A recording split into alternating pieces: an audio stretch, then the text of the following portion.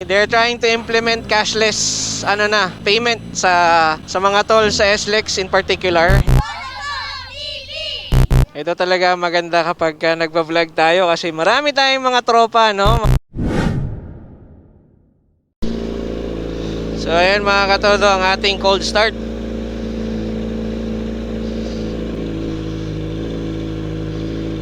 Ang mahihirapan tayong lumabas nito ng madaling araw pag ganito. Alright, so punta tayo ng SLEX at magpapakabit tayo ng RFID.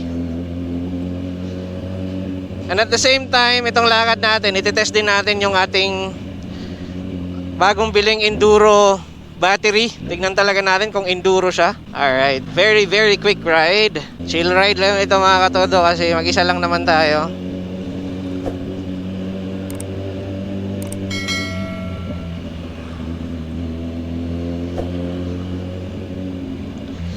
Kasi sa mga hindi pa nakakaalam, no, actually recently ko lang nalaman mga katodo, bawal na pala ang cash. They're trying to implement cashless payment sa mga toll sa SLEX in particular. Hindi ko lang sure kung sa NLEX ganon din. So please comment down below.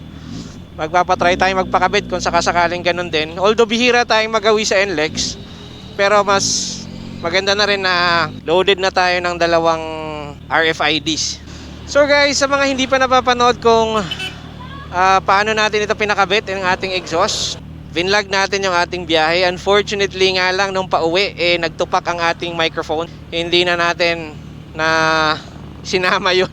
Sayang kasi marami tayong diniscuss doon nung naiipit tayo sa traffic. Pero it is what it is. Kaya nga. Tanong ko lang, sir. Paano nga pala pag naubos yung load, saan pwede mag-load? Sa Gcash. Saka sa mga tol dito. Pwede sa Gcash. Okay, tingin. Pagkano minimum, sir? Na ano?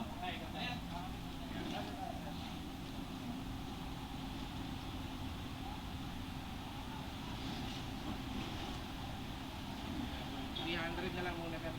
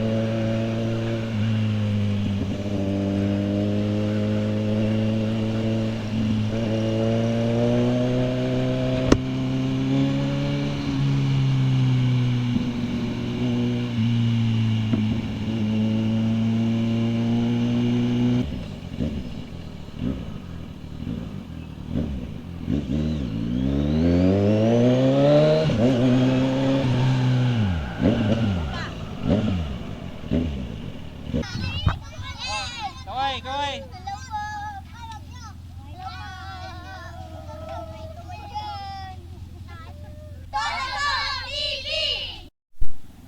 Hello mga katodo, meron tayong mga subscriber at ito kakasubscribe lang ni Kuya Cedric, okay? Thank you Kuya Cedric at sana mag-enjoy ka sa mga vlogs natin. Okay, so sino mauna? Ito tayo mga katodo dito, mga batang katodo. Anong pangalan mo? Bornog. Shout out sa'yo, Bornog. Okay, mag-aral mabuti ha. Ikaw? Negneg. Shout out Negneg. Galingan sa pag-aaral. Ikaw? Pogi? Ha? Kyle. Very good. Guntil. Happy birthday, Guntil. Ito talaga maganda kapag nagpa-vlog tayo kasi marami tayong mga tropa, no? Isa to sa benefit ng isa kang motovlogger, lumalawak ang iyong mga tropa at ang babata ng ating mga tropa, mga nangangarap. At nag-promise ako dito sa mga to na babalik ako pagka 20 na sila kasi bibili din daw sila ng big bike nila pag 20 na sila, no?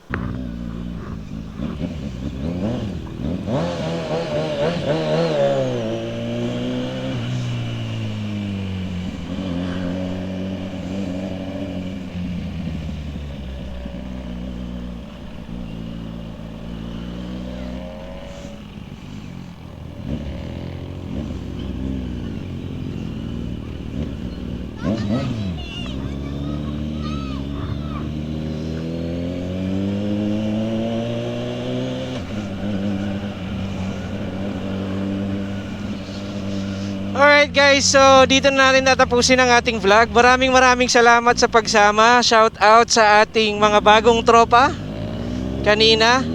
Shout out din kay Kuya Richie at syempre kay Kuya Cedric na nag-subscribe sa atin. Thank you po sa inyong pagtitiwala and pinapangako ko na as much as possible susulitin ko ang mga subscription nyo at magugustuhan nyo ang ating mga content sa ating channel. So para sa ating mga bagong batang tropa, mga tropa, huwag kayong tumigil sa pangangarap. Kahit sino man dyan, huwag kayong tumigil sa pangangarap. At tandaan nyo sa lahat ng pangarap natin, sipagan nyo, kilusin nyo at itodo nyo. Peace out!